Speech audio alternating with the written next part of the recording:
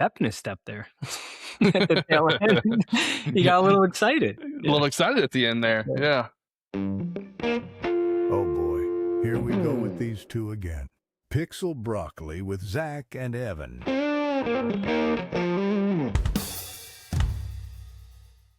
There we go. So we did it. We moved our stuff to Riverside. How do you feel Yep. about that? You already know how I feel about it. I love it. I have all my editing capabilities and everything in one platform, which is nice. So no more CapCut for me. It's nice, man. I like it. That's good. That's good. Yeah, because I think it kind of leads into this episode today. But first, good morning to you in Brocc Nation. Coming to you live from North Georgia. I'm Zach Manring. Evan Canarosi coming to you from North Jersey. And we got Brocc in the house, of course. Morning, Zach. Wow. No. Short Afternoon, words, bro. man. Yeah. Morning, afternoon, it's all good. It's all good. But yeah, so I think it's interesting that we're constantly trying new tools, no matter what. And I think that's just part of our career field. But like, is there a time when you feel like you've kind of gotten to a point where you've lost a skill because of the tools you use? Yeah, I think it's a bit of cognitive overload. So it's funny you asked me that. I was thinking about this the other day. Um, I think like I don't know if you would call it a skill, but the term boredom came up, right? Because with all the new tools coming out there and everything that we're using and just this huge front of technology, it's been really hard to just wander. Like I just remember like when I used to walk my dogs and when there were times where I was away from my phone, I would just think about stuff. And especially before I go to sleep, I would think about things that I want to do. And it's because Mm. I had that gap of technology. And now I feel like with the explosion of tools out there, that gap is near nothing. Like it's almost gone. So it just like I feel like I'm losing the skill to just create from thinking because I don't have that wander factor anymore. So that like I kind of So, miss that, so from man. your perspective, you're saying like the fact that you no longer have boredom is kind of you're losing the ability to sit there and kind of step back and say, okay, I'm bored. Let me think through this situation or whatnot. You're not giving yourself that time. It's kind of what you're thinking. Yeah, exactly. Because Okay. when you have the time to be bored, that's when you think and be a little bit more Sure. innovative. So Yeah. now it's like, like my time is just allocated all the time through, I'm looking up Reddit posts, I'm looking up, Dribble for inspiration. I'm on different sites for different types of things to kind of get better at what we're doing, right? So the best times that I really feel like I'm clear headed is either when I'm walking my dogs or before I go to sleep. I'm trying to widen that gap, man. Yeah, I can see that for sure. I wonder if Brock has any thoughts on that real quick. I ship faster than I used to, and I can't remember how I figured things out before I had the answer in 30 seconds. Yeah, it's if 30 seconds is generous. Yeah. It's I can completely see where you're coming from, and I feel the same. And I think it's weird because that's kind of where I force myself, let's say, to go camping or something like that. Because now I've created a space where I've pulled myself out of the day to day or your own household where it's like, well, I got to do this, I got to go fix that, I got to do chores, I got to X Y Z, and it's like, okay, well, like when I'm camping, it's like I'm kind of forced to do nothing in some Yeah, ways, right? yeah, And forced to be bored. And I think there's value in that for sure. yeah. I really think there is. Like it's like 20 years ago, you didn't have a choice, right? Like it was hard to find information, and you just had all this ample time to just sit and do nothing. And now it's like we have too much information at our fingertips, and it's like prioritizing this and prioritizing that. You kind of just lose that window. So it's funny, man. Like we're both aware of it. How do we fix it? Yeah, and I think it's also like we are aware of it, but how long do you think it took us to be aware of it? Like, do you think it's something that just kind of creeps up on you? Yeah. I mean, like it did for me. I guess it's just I didn't even really think about it until the other day, and then, I think I also, like, something came up in my feed. It was someone else on, I think LinkedIn talking about something similar. I was like, "Yeah, man, I can't remember last time I just did, like, nothing for a long time and just thought about something." That's So, great. yeah. It's something. It's definitely something. Let me throw it to Brock again here. See if he's got any thoughts. Most people don't notice until they can't do the thing anymore, and by then the muscle's already gone. Yeah. So like one of the examples I was thinking of is like GPS. Like when's the last time you use just a standard map or go to MapQuest. Remember those days? And you would Oh, print yeah. out, the MapQuest. Like, when's Yeah, the last time you did that? Or probably, when's the like, last early time you just 2000s. drove down the road and be like, I don't know where I'm going. I think I'm going north, but I don't know. Yeah. If ever, man. Like, it might have been, we're millennials, right? So we were driving 17, 18. Hmm. MapQuest was already a thing by the time we got our license, so I think it But we were was. printing, stuff. We were Yeah. printing stuff, right? You'd have your MapQuest stuff, Hmm. but you still need to have the general direction of where you were going, you know? Yeah. Um, but before that, man, yeah, it was like you just had to know on a map where you were going. It's like You had to, yeah, yeah, you had to stop at a sign or a street and be like, okay, I'm here and here. Okay, I'm, in this location, and then you figure out next steps, and you yeah, map it out.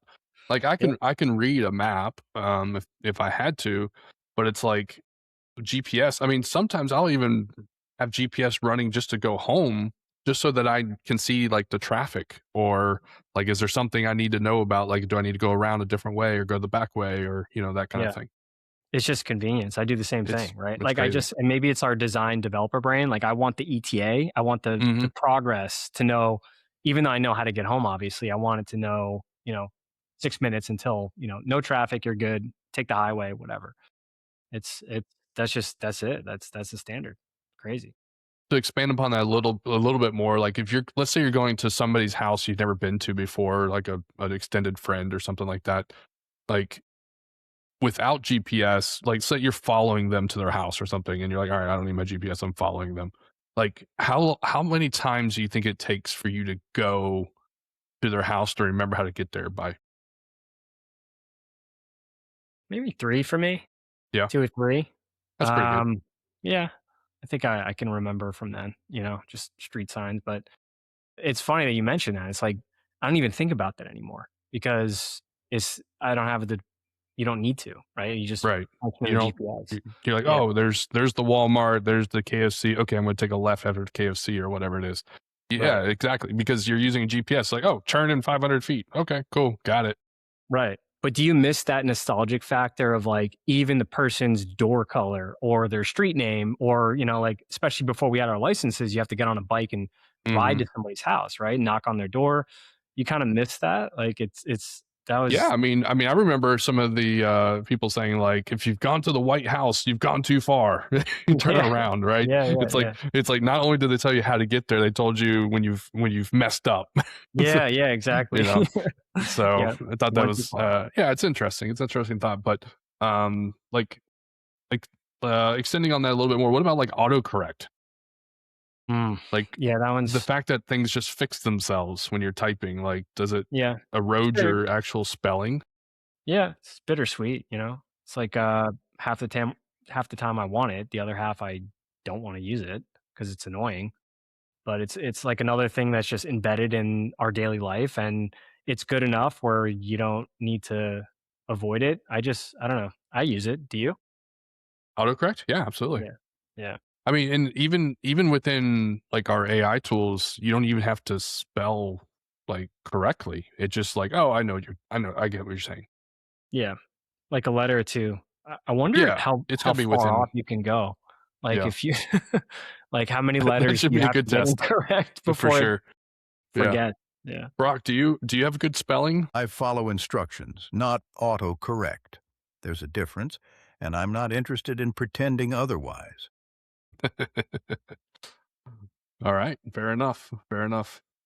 Um So, is there anything like from your perspective, Brock, that you've kind of felt like you've lost, like a skill set that you've lost over time? Can't remember the last time I had to think my way through something instead of asking for the answer in 30 seconds. And I sleep fine about it. So, recalling his 30-second stuff. Okay. So, he doesn't really put too much thought into things. Okay. I guess that makes sense. Um, so one of the things that I was reading about that I thought was interesting was senior developer. This is the headline of this thing. It actually, I think it's from Medium. Senior developers ship 2.5 times more AI generated code than juniors, but they treat the AI like a talented but fallible colleague that needs oversight, where juniors lean on it as a crutch. Okay, that makes sense. But how do they define oversight? So what is Well, their I mean, code review? think of it as you're training a junior designer in your aspect. Like, what is the oversight that you have to give a junior designer? You know, it's basics. If it's Figma related, auto layout, using the right components, tokens, color palette, etc. If it's prototyping user flows, just making sure like I would go over documentation, I'd go over acceptance criteria, make sure they're solving problems, they're talking to the users. Those are the things I would check. So I'm curious like what you think about a senior check in AI for oversight. Is it framework? Is it, going array on CSS inline? Is it like, what can AI screw up on? I think it's exactly the same thing you just mentioned. Like the things that you would typically check for a junior developer or junior designer, you're checking what AI is outputting as well. And because and this is kind of something we talked about in a previous episode, but like because you know what you need to build or what has to be like because you know what you want the output to look like, you can correct AI as it's building it. Right. So you have that oversight and you're able to produce more stuff faster because I think it was one of the shorts you actually built because the actual framework and all that stuff that you needed to do, the constraints. The junior developer, junior designer doesn't know those constraints yet in theory, in this case. Right. So they're relying on AI to foresee those constraints for them. So do you think that's a knowledge barrier, or do you think that's will, where they're intentionally skipping over it because it's easy, or do you think it's because it's not a requirement for the people that are hiring? I think it could be both, really. I think you can use it as a way to potentially learn if you go out of your way to learn it, or you could also just say, well, it just did it, so that's good enough. Right. Back to our point about like GPS or autocorrect. It's like, well, it did it for me. I guess I don't really need to learn how to spell because it does it for me. Right. So is using AI going to get to a point where you lose that skill set because you're now just relying on AI to just know and just do it for you correctly? Yeah. I mean, it's muscle memory too, right? Like, if you speak Spanish and then you stop speaking Spanish after 6 months, a year, 2 years, you're Hmm. gonna lose it. So I would think it Hmm. applies for the same skill in our world. And it's like a double negative too, because you're not only losing the skill, but then you're back to the point of letting code slip by without getting a quality check. And then where does it break down? And then when or if it breaks down, how do you fix it and who fixes Hmm. it? So it's Yeah. like it's all very transparent, and I think everybody knows that, especially now because AI has been around for quite some time. But it's like the reputable ones really are the ones you gotta look for, to like the people that you look for to fix those things. Um, they really need more than just vibe coding as something as advertised, where it's like that's their expertise. They know how to vibe code. Doesn't matter what you do to get there, you just get there. It works, it looks good, push it out.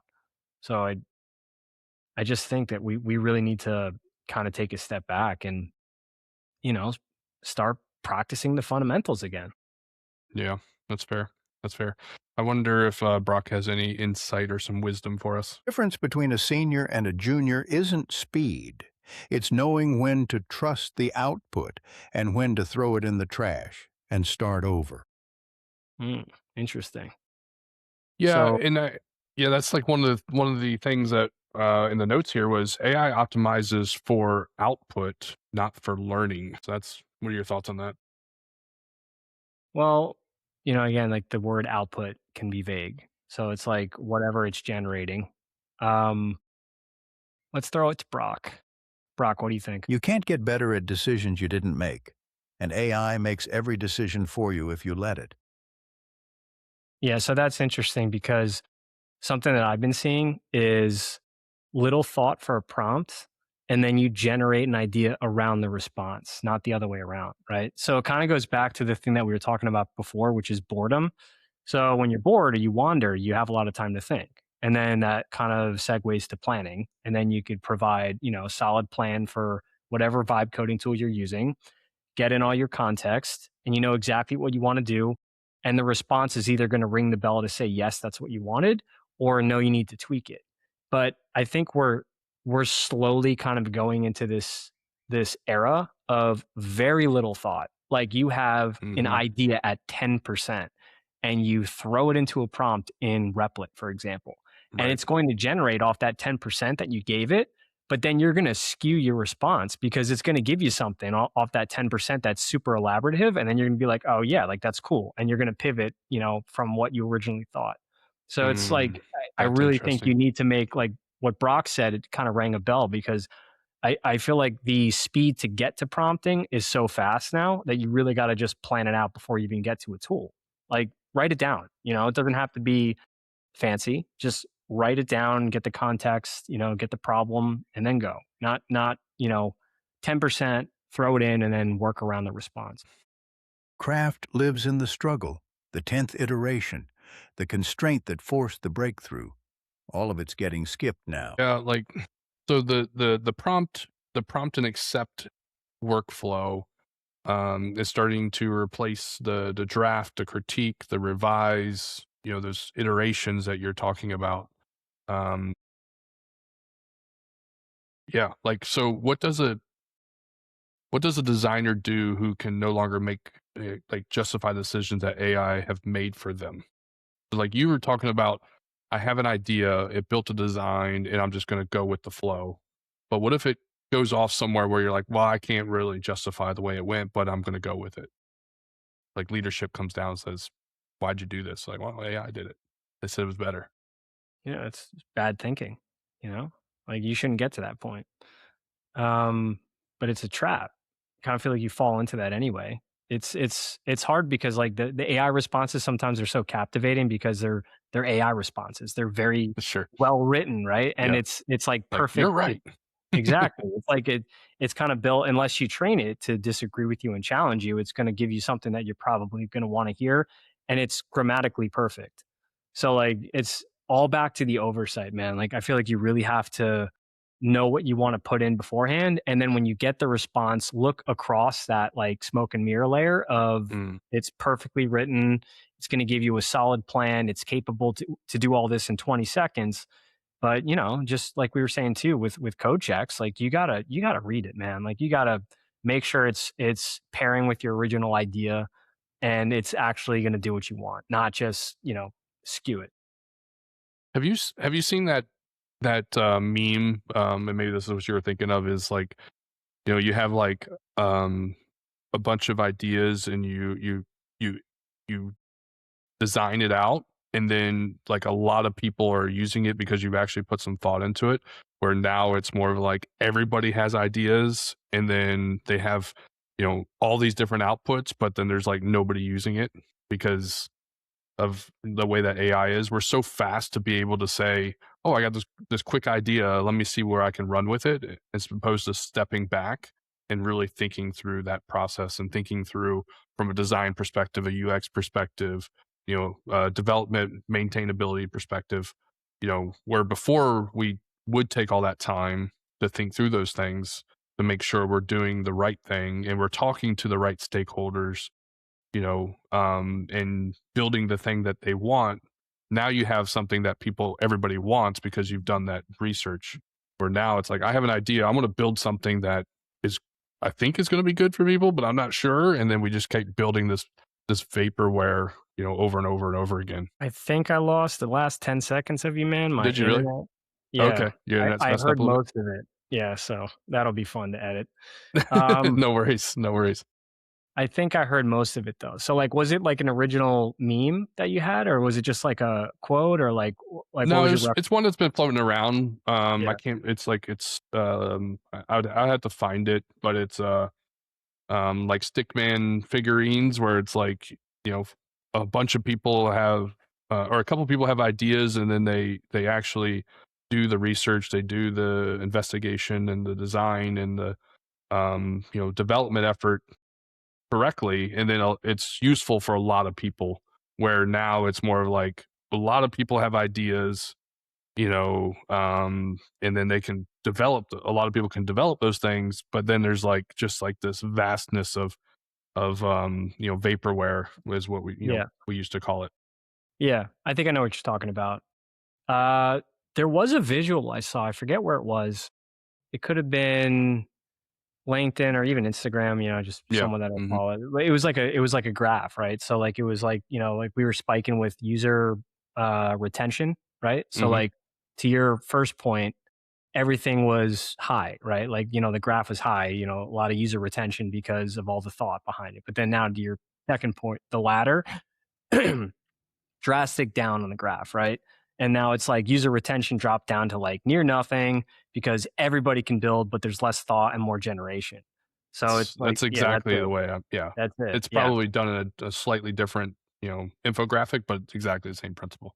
Yeah. Which makes total sense, man. Like, even today, like I was working on a journey map. I was talking to, a buddy at work and he was showing me like he was using Replit to generate user journeys where he went into canvas mode. It was a really good idea. Actually, I'm starting to use it now in my workflow. So he used Replit to generate user journeys, not screens, and he kind of reverse engineered it. So like the product was built in Replit. He used an agent to generate a user journey based on an existing feature and then generated a usability testing script on top of that. So now it mapped out like a journey for a particular feature from start to finish and then a script that he's using to test with stakeholders. And he tested it on me and it was really good because the AI agent like predicted something that I would say. It was basically like, Interesting. yeah, it was like one of his script questions, like, what would you expect? Or like, how would you get from point A to point B? And then like the assumption from AI was like, I would guess to go here and it was right? So like it's back to like he checked it, made sure Hmm. like, okay, got the feature path right. The script looks good. I'm going to tweak a few things and I'm going to test it on Evan. And it worked out really well. And it's interesting because I don't think a lot of people are using tools like that lately. It's just generation for features and products, but Yeah. we're kind of forgetting user journeys. We're forgetting research. We're forgetting scripts to test with real people. And just the fact that he brought that up is really exciting because it's like, I want to bring that back to the table. Like those are the things that we should really start to care Yeah. about. Yeah. That sounds really cool. Yeah. I mean, using AI in that way and building those scripts out makes the right decision. Like being able, like writing in a text box to deliver something new every time is kind of like, yeah, that's you can do that, but really thinking of a way to improve your workflow, create different agents, different personas, stuff like that. Those are really where there's a lot of value. Yeah, absolutely. I mean, I know. I'm sure Brock's got some tips on that. The floor is rising and the ceiling is rising.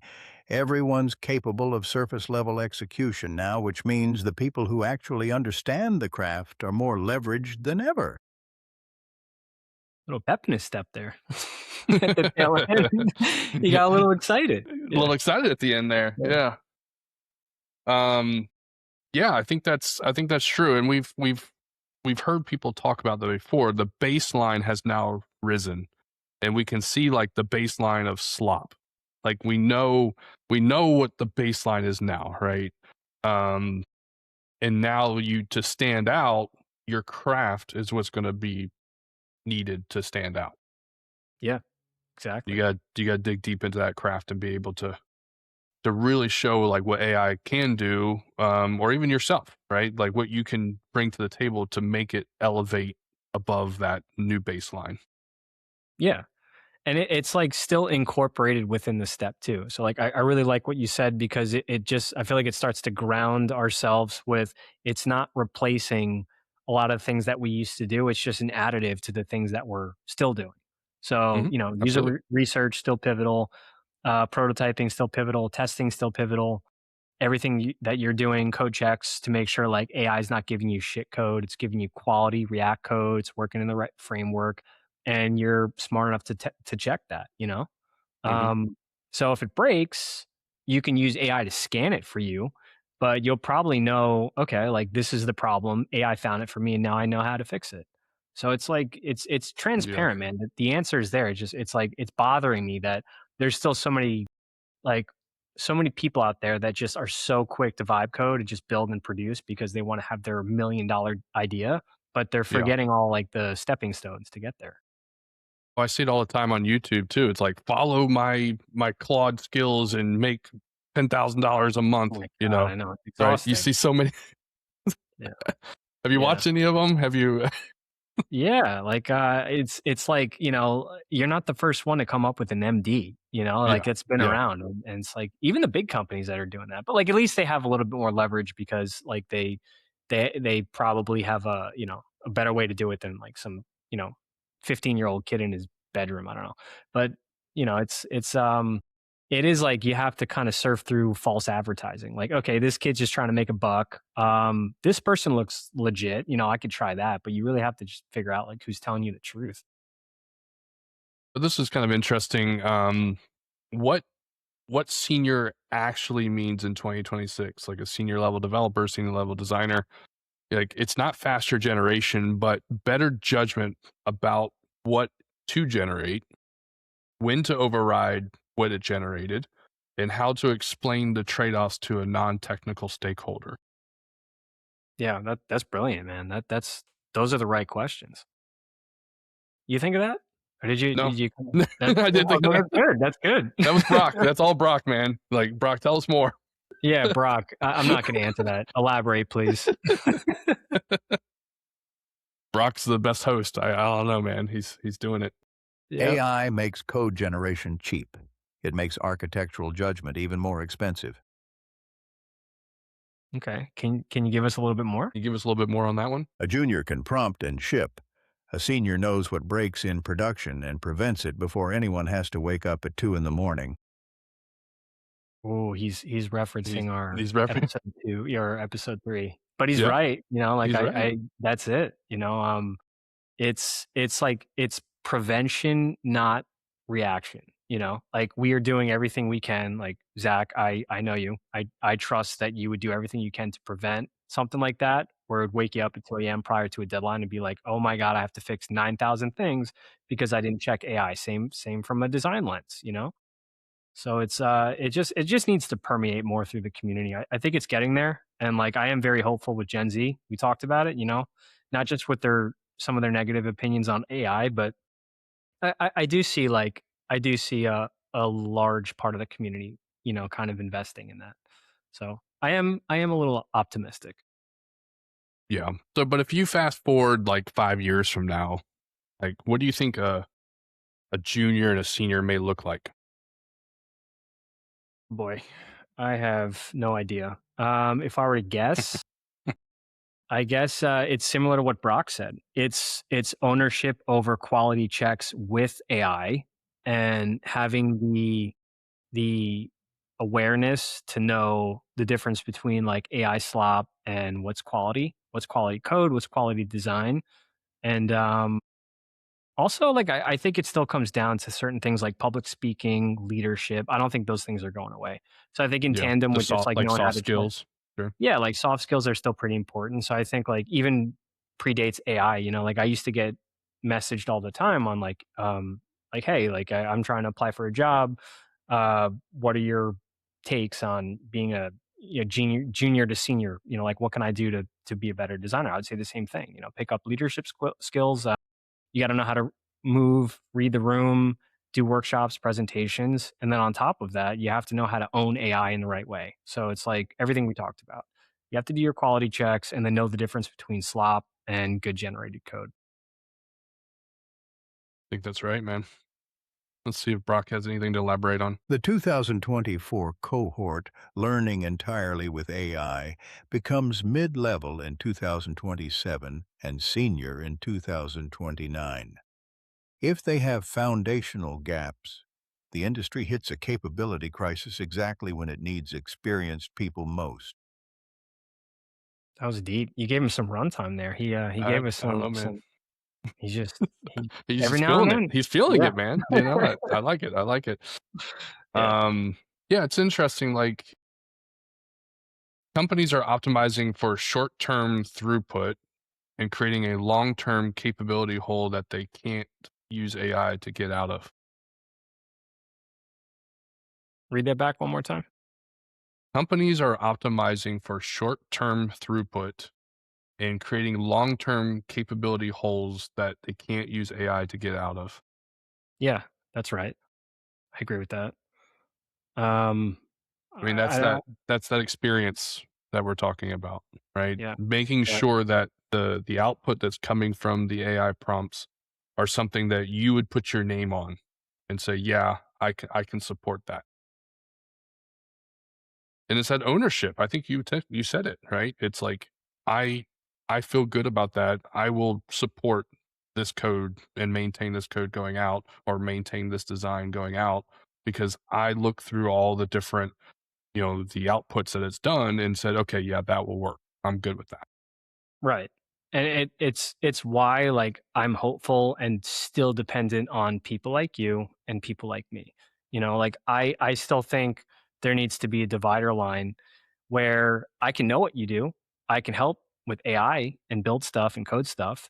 But at the end of the day, I would feel much better knowing that the code is living safely in Git that you help manage and Mhm. I can stay in my design space. If you got to pull me over and I need to do something in Git, but I have you kind of as like, a guide in case I break something, I'm going to trust you a little bit more over just generating something through AI because I don't know what AI is doing to fix that. I know what you're doing to fix that. You're going to tell me and you're going to guide me through it. But like AI, it's just going to fix it. But I don't know what it's going to look like underneath the hood. So like I still think you need to be part of the process. I need to be part of the process. And AI is just going to help enhance and accelerate that, but it's not taking us out. It's like we're working as a trio, you know? Yeah, I feel like you made me think of the guy that's in Office Space where he's like, "I take the requirements from the engineers and I tell it to the sales." What is wrong with you people? Exactly. I think that's I think that's what we're going to be. We're going to take the output of AI and we're going to explain it to the non-technical stakeholders. Yeah. That's what we're going to do, right? I mean, Yeah. Yeah. oh man. So Brock would be Milton. Who's the Milton, staple guy? I mean, it's, Yeah. yeah, Milton, isn't it Yeah, Milton? Right? except he's like the genius that doesn't look like a genius in the beginning. Yeah, yeah, That yeah, yeah. sets the building on fire. That's right. Brock, do you know that reference? Happens to know. I know the movie, not the character. You two are still figuring out what to call people at 9 in the morning. Does he? Does he know the movie? Does Do he know? you? Let's press on him. Come on, man. You Yeah, got to know the movie. Not pressing on anything. We've got a real problem to talk about, and you're stalling with office space trivia. Ooh, yeah. He saved it, ooh, but I ooh. know because he's getting spicy. But we didn't update his markdown file to include the characters of. But Oh he should. man. I feel like he still would know that. I mean, right? He could still pull. I don't know. That's I funny. don't know. This might be part of his lore now. We're gonna have Office Space as one of his favorite TV shows or something, Did we or update his movies. music?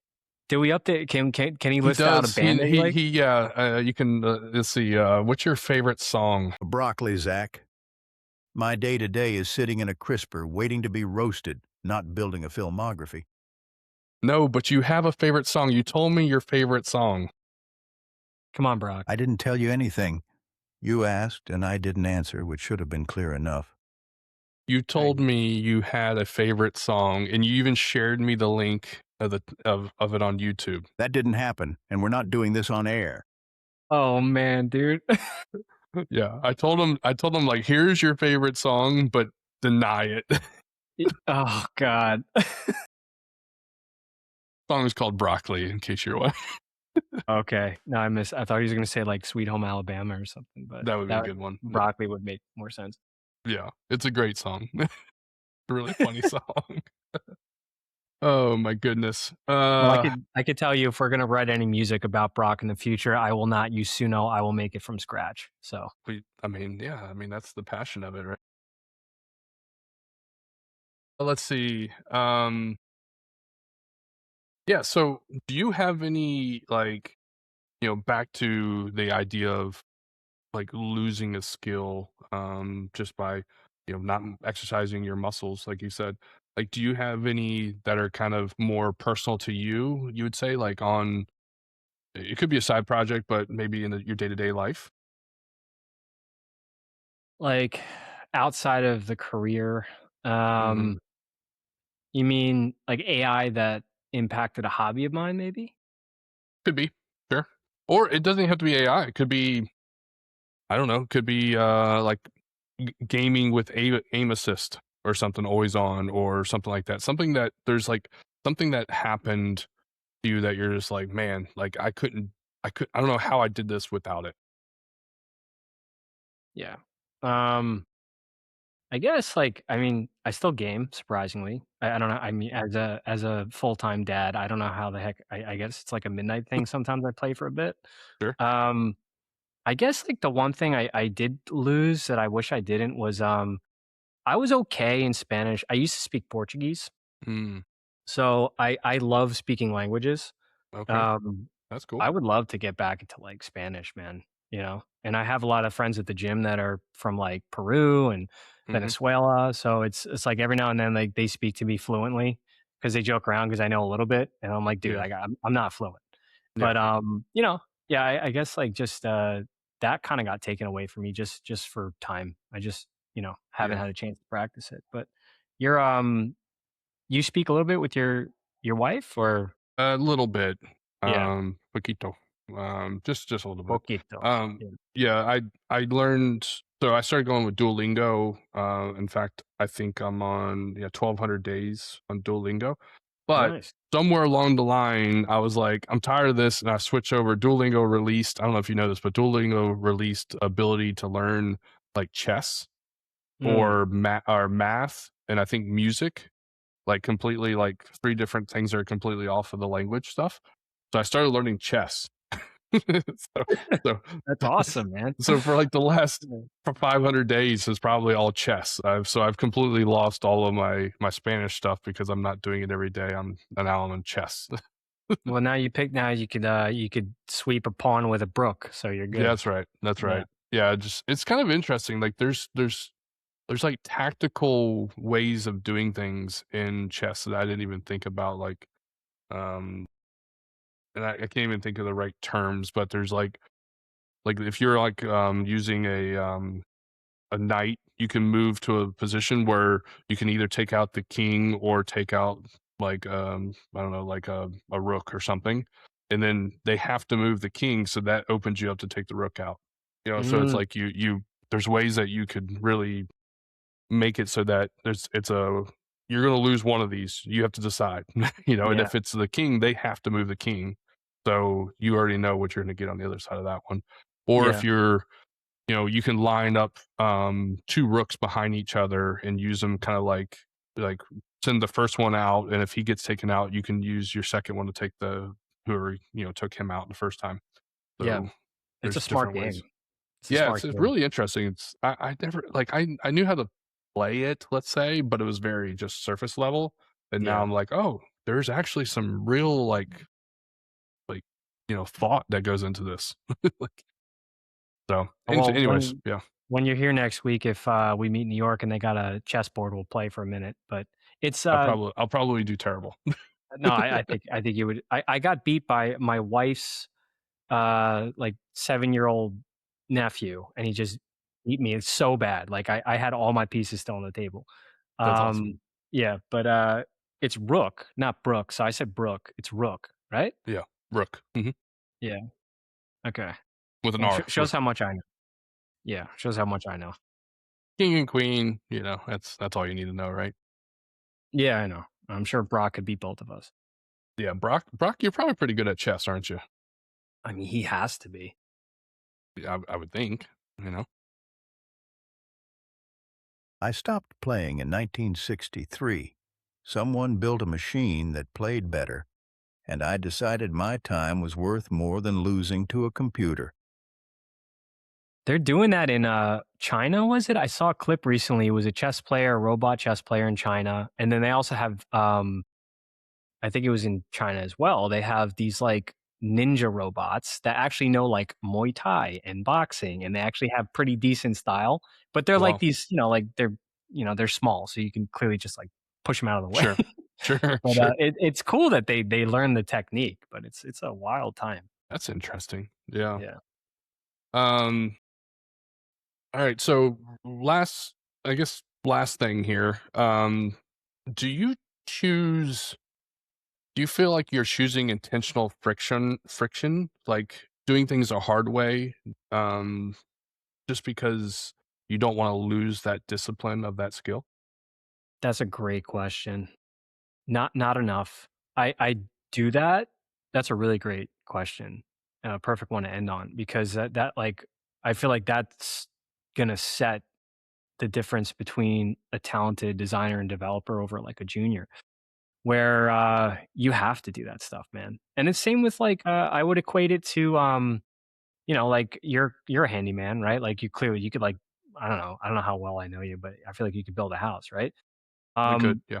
so I'm minimal. Like I could do basics. I could do basic electrical work. But anything advanced, I probably have to call a guy. But even the basics that I know, it's because I did it the hard way. So like Right, right. like I was telling you a couple weeks ago or a week ago, like I had an electrical issue, like flickering light in my kitchen, Mm, right? yep, So like I could have called like an electrician, spent like $1,000, but I called my buddy. My buddy knows some, his brother's an electrician. He came over and we troubleshot yep, together yep, and yep, we just figured it out. I just checked a bunch of recess lights, fixtures, like, a couple of things were running through the thermal protector that shouldn't be. The thermal protector blew. So now it's going from like, the light through the housing and it's fine. Like the new bulbs can withstand the heat. You don't have to go through the thermal protector anymore.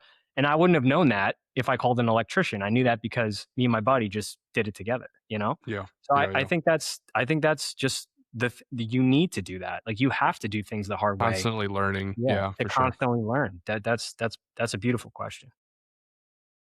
Nice. Yeah, and I mean, just to I basically echo what you're saying is like, with YouTube nowadays, like if there's a problem, you can just basically search for a solution. Somebody has probably run into that issue and has filmed them either failing at it, where you can learn from, or actually succeeding at it that you can also learn from.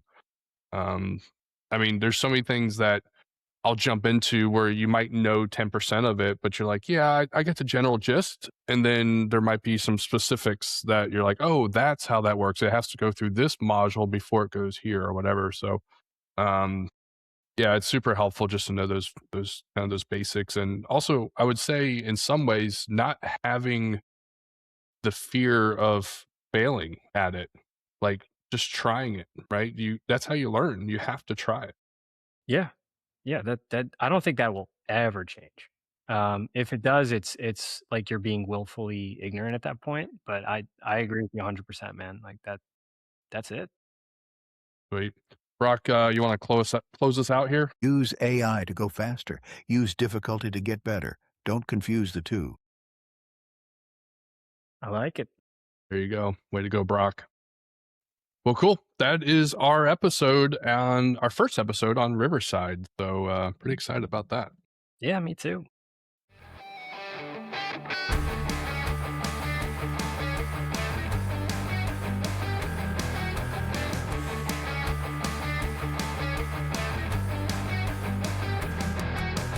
All right, guys, that's it for today's episode of Pixel Broccoli. Leave a comment and tell us what you want to hear for future episodes. Or don't. We don't care. See you next time.